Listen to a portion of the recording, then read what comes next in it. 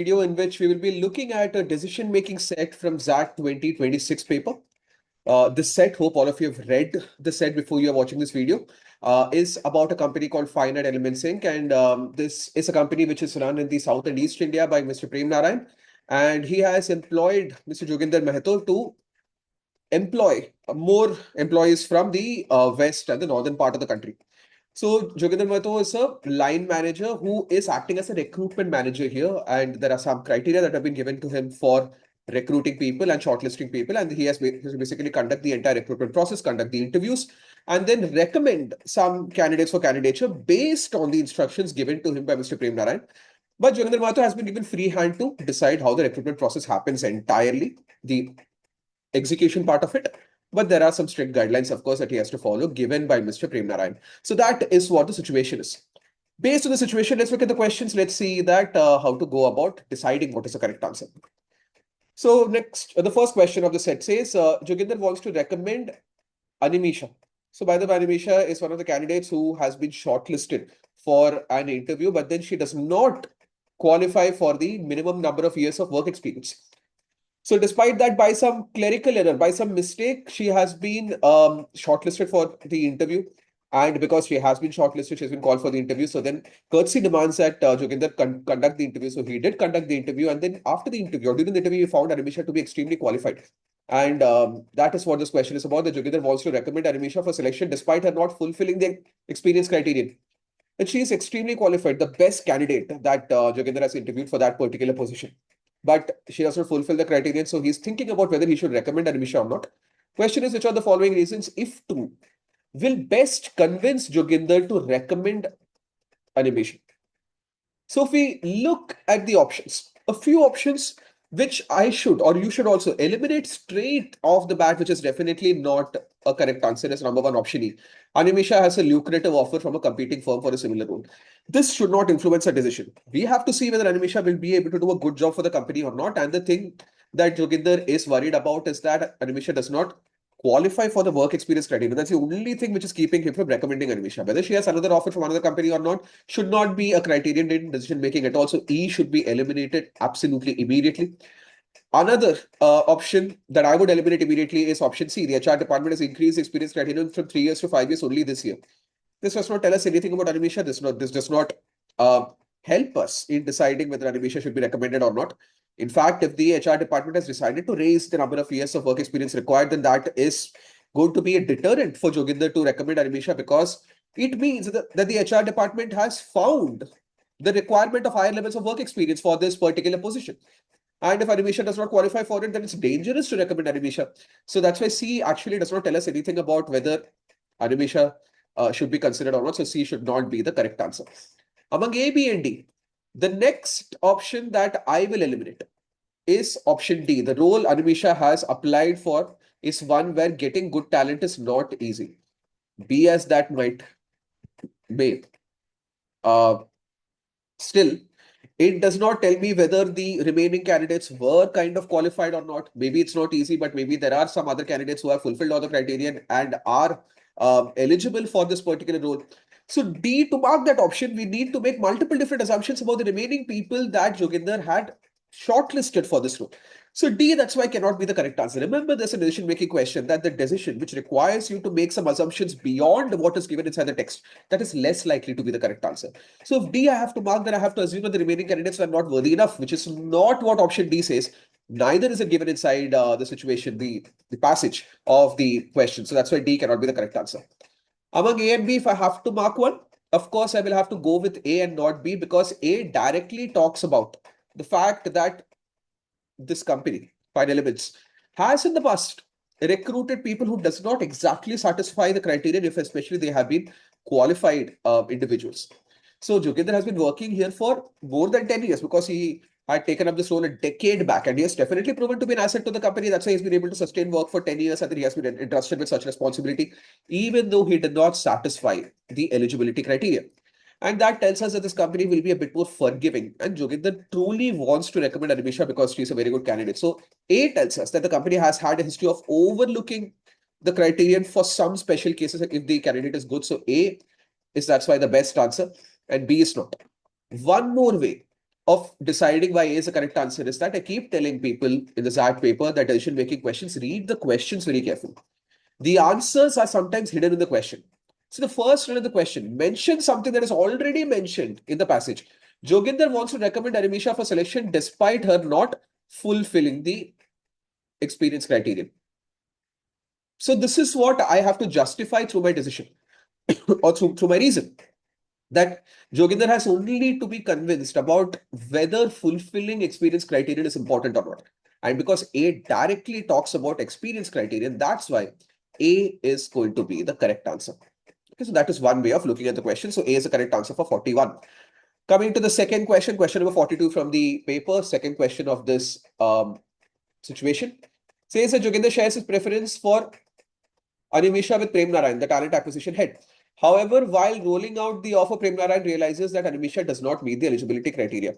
Though the recommendation has come from Joginder, who is a senior, he wants to reject Animisha for the role.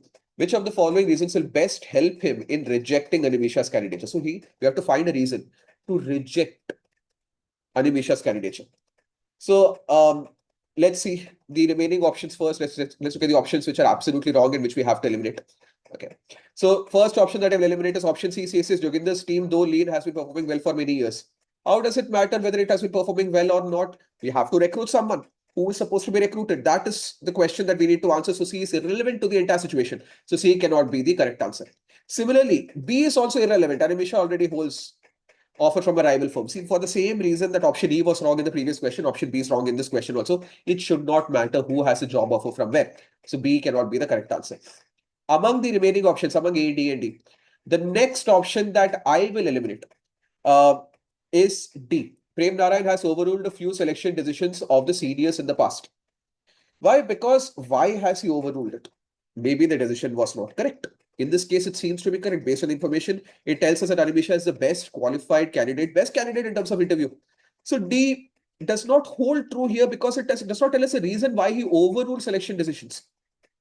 So here, maybe he should not. So it is on a case-to-case basis. And plus, it says here few. So in the past, Premnarayan has only overruled a few selection decisions, right? So few decisions is very, very less number of decisions. So that's why this should it fall in the few category or not? We don't know. Whereas Joginder seems to have a very good sense of understanding of the recruitment. So D, that's why it does not make sense. Among A and D, there are many companies like Tata Group famously has a policy which states that if you reject Tata's job offer, or if you leave a job within Tata Group, you cannot rejoin Tata Group in any other position, in any other vertical, in any other subsidiary of Tata's. But because the passage does not tell us that such a rule exists in fine elements, so that's why should the fact that she declined a job offer at one point of time make her disqualified for taking a job again in the company? So if she has applied again and if she's a good enough candidate and if there's no HR policy against doing this, then she should be recruited. So if I have to select T, I have to assume that this company has also an HR policy that someone who has rejected a job offer or has left the company should not rejoin again. And that is an extra assumption. An extra assumption should not be made. That's why E is not the correct answer.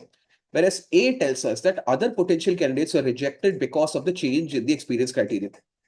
So A tells us that if we recruit Animisha, it is so unfair to the other candidates who are also potential candidates. Potential means they were good enough, who were recruited for the sole reason that they did not satisfy the eligibility criterion. So making an exception for Animisha is like partiality, and being unfair is very wrong and very dangerous in corporate practices, because if someone else raises a red flag, then it can lead to other kind of consequences, questions being raised as to why was a criterion overlooked for one single person. So then that can put the recruitment manager's work in jeopardy, and that's why A has to be marked as a correct answer. If there's a criterion, if there's a policy, if it's being followed for everyone, making an exception for one single person is very dangerous, and that's why A should be the correct answer, especially when there are other potential candidates who are good enough for their roles as well. I think 42 was an easy question. Coming to 43. 43 is a long form question. These kind of questions always take a lot of time to answer, and let me show you how to approach the questions.